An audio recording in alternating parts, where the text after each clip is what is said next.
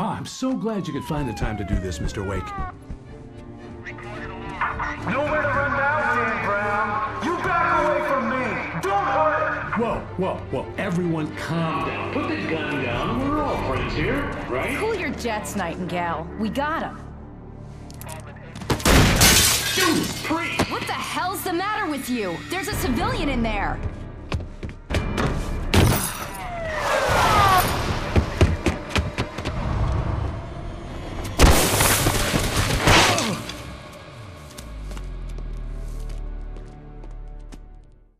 I'll get you yet, even if it kills me, you hear me?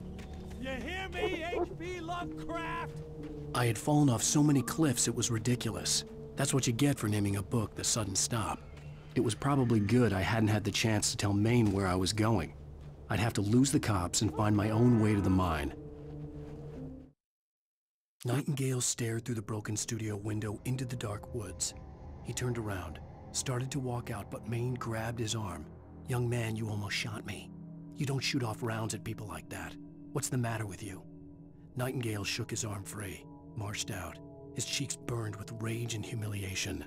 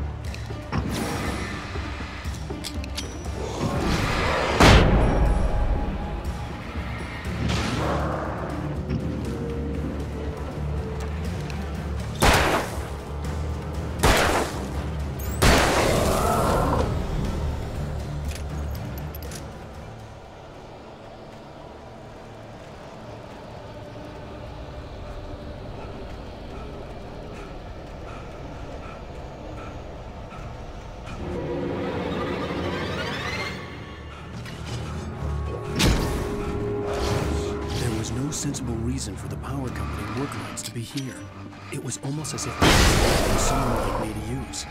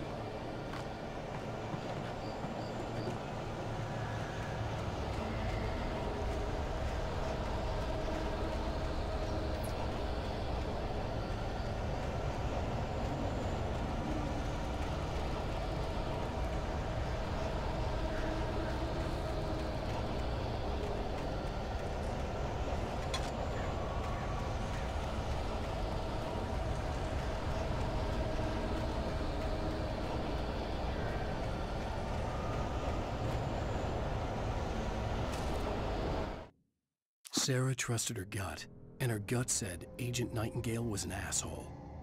He felt wrong, and it wasn't just the smell of stale booze. It was in the way he flashed his badge, pulled rank, the look in his eyes when he wanted answers. Where was Ellen Wake? What was this about an accident? Where was his wife? And most importantly, why did she let Wake go? He wouldn't answer her questions. Federal business was all he'd say.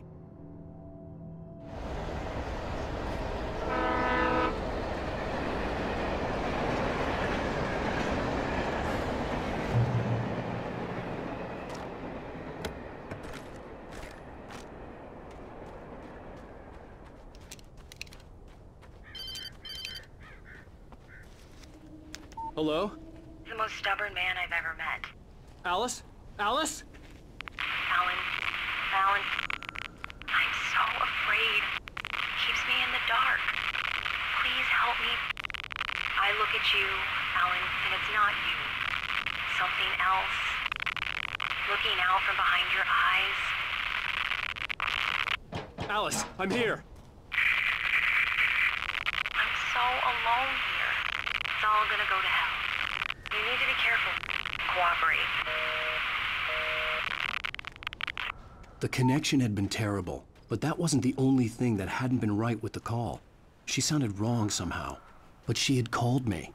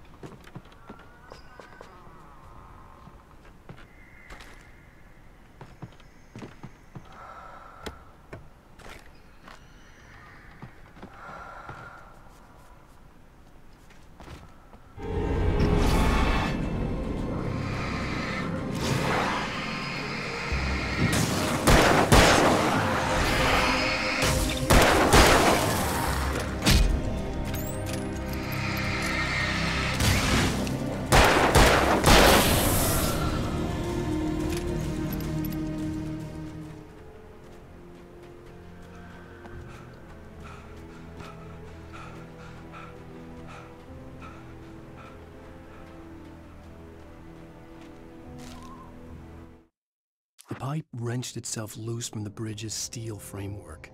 Wrapped in darkness, it floated in midair, twitching. For a moment, I didn't understand what I was looking at. The heavy object lurched at me with impossible force. I threw myself out of the way, but just barely. When I turned my flashlight on it, it shook in a dark rage before it flew at me again.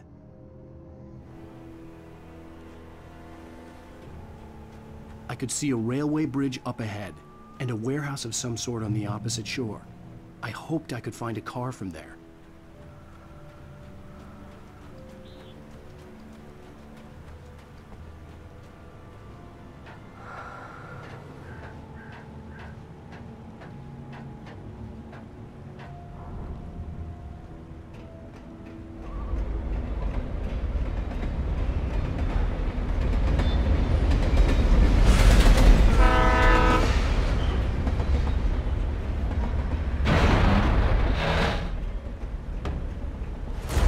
That was pursuing me was growing stronger, and it was taking over everything in its path.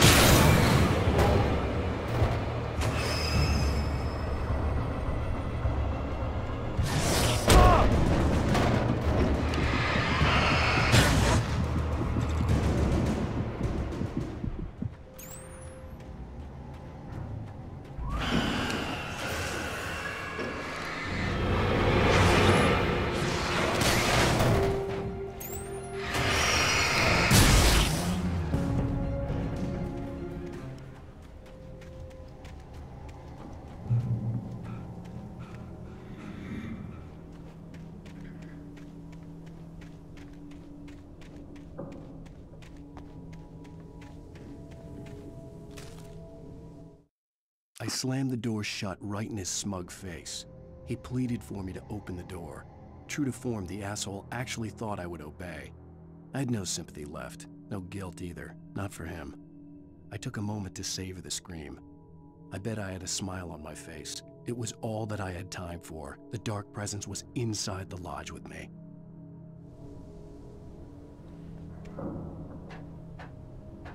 As a teenager, just starting to get interested in writing, Stephen King had been a source of inspiration to me.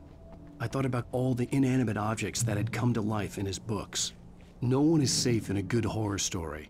Certainly not the protagonist. That's what makes them fun. This was anything but. The darkness could possess anything, and it was getting closer.